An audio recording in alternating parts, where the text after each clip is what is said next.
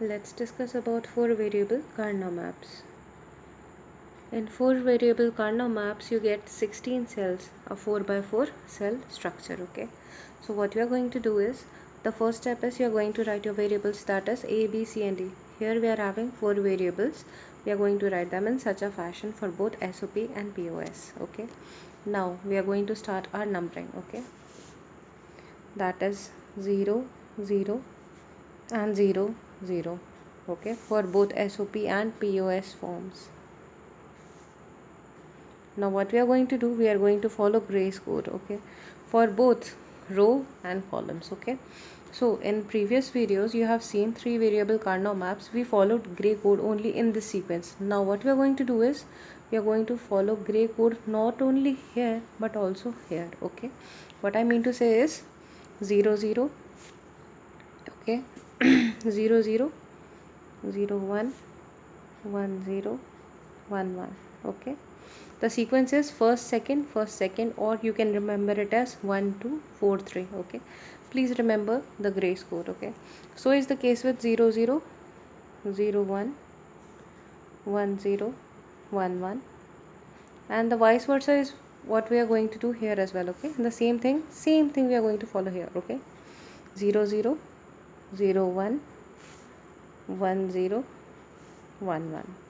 Okay, same here as well, 0, 0, 0, 1, 1, 0, 1, 1. Okay, this is for SOP and this is for POS. Okay, in SOP we follow minterm, hence 0 is complemented. Okay, so this is, here 2 digits are here and here we have 2 variables, so this 0 is for A. Okay, this side is for A and this side is for B. Okay, so we are going to write in SOP form as, because we know in SOP we follow minterm, hence 0 is complemented, so this can be written as A complement B complement. Here we are going to write A complement B uncomplemented. Here both A and B are uncomplemented. Here A B complement. Why?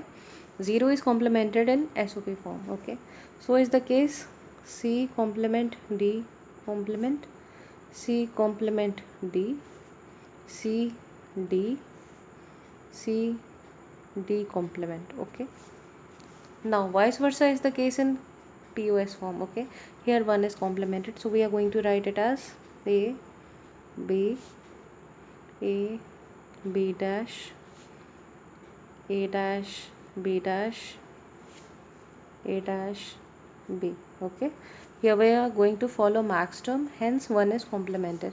Same is the case here as well, C D, C D dash, C dash D dash, C dash D. Okay, here we are going to follow max term, hence 1 is complemented and 0 remains uncomplemented in POS form, whereas vice versa is the case in SOP, because we are going to follow min term and hence 0 is complemented.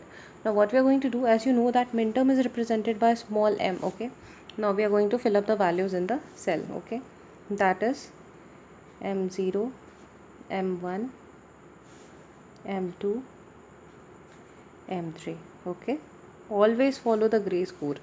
Now we are going to write M4, M5, M6 and M7.